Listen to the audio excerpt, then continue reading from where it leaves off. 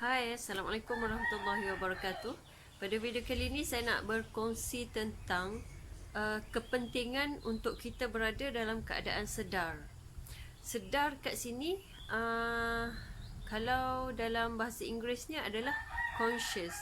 Tapi jangan fikir yang bukan-bukan, okay?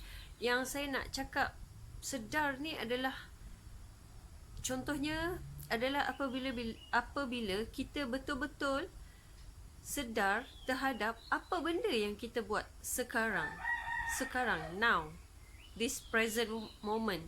Bukan kita teringat pada masa lepas ataupun kita bimbang pada masa akan datang. Okey, saya bagi contoh. Contohlah kita tengah baca majalah ataupun buku yang ringan-ringan lah. Buku yang kita baca dan kita boleh faham, bukan buku fizik, kimia, bio dan sebagainya. Buku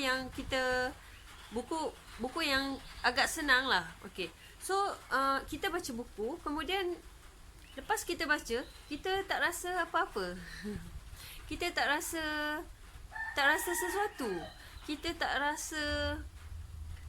rasa dapat sesuatu. Tadi aku baca apa dekat buku tu? Rasa macam ingat tapi lupa. Okay. Kenapa kita membaca buku tapi kita tak dapat apa yang buku tu sampaikan, ataupun kita baca artikel tapi kita tak dapat makna yang nak disampaikan oleh artikel tersebut. So kenapakah berlaku sedemikian?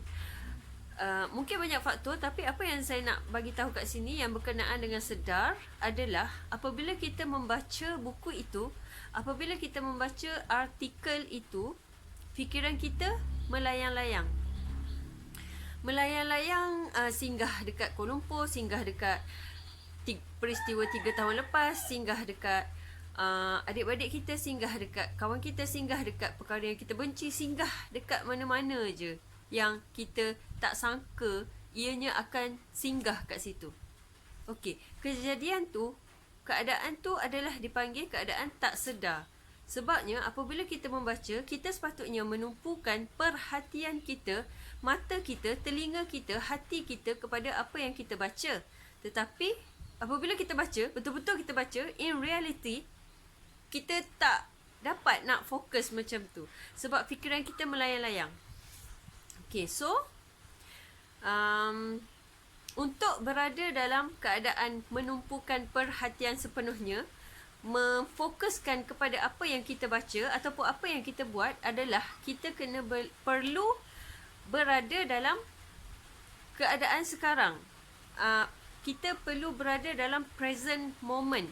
Kita perlu berada dalam keadaan yang kita rasai sekarang ni. Kita kena berada pada masa sekarang. Bukannya kita berada pada masa lepas ataupun berada pada masa akan datang, bimbang terhadap akan datang, ataupun kita mengenangkan nanti ada kerja tapi nak buat macam mana bla bla bla, masalah-masalah tu. Kita teringat pada masalah-masalah tu, padahal pada waktu tu kita tengah baca buku. So untuk berada dalam keadaan sekarang memerlukan kita untuk sedar, memerlukan kita untuk alih perhatian kita daripada menumpukan pada masa lepas, pada masa akan datang, pada masalah, pada masa sekarang. Kita kena alih perhatian kita. Okey, bila kita baca buku, kita kena doa lah kepada Allah supaya Allah tunjuk apa yang kita boleh dapat daripada buku tu.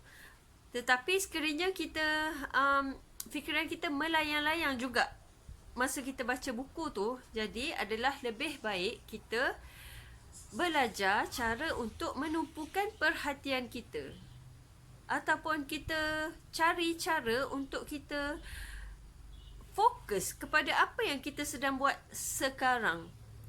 Apa yang kita sedang buat sekarang. Contoh macam saya tengah merekodkan video, so saya kena betul-betul bagi perhatian kepada apa yang saya tengah buat sekarang. Saya tak boleh cakap yelah, padahal saya tengah merekod, tiba-tiba pula saya merecall kenangan yang dulu, ataupun saya mengingati sesuatu.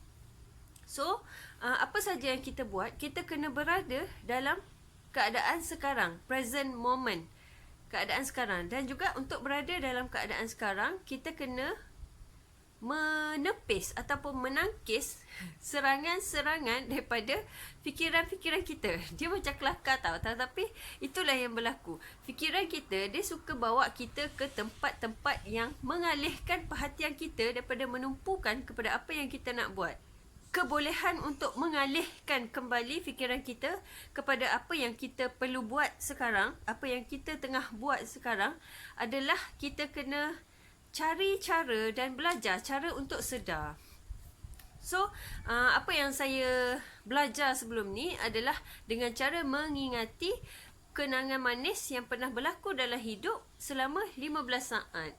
So, kalau ada apa-apa pertanyaan, persoalan, ketakfahaman ataupun keraguan dan sebagainya, tolong komen dekat bawah ataupun PM saya, ataupun boleh klik link WhatsApp saya di bawah dengan tajuk Kawal Fikiran, www.whatsapp.my/kawalfikiran gitulah kot. Ada, saya akan letak link dekat bawah, dan juga boleh klik link-link yang akan saya letakkan dekat description box yang bertajuk Sedar. Ianya hanyalah benda ataupun perkara yang kita perlu buat supaya fikiran kita, hati kita, emosi kita tidak terlayan emosi-emosi ataupun fikiran-fikiran yang negatif. Yang negatif lah. Okay, so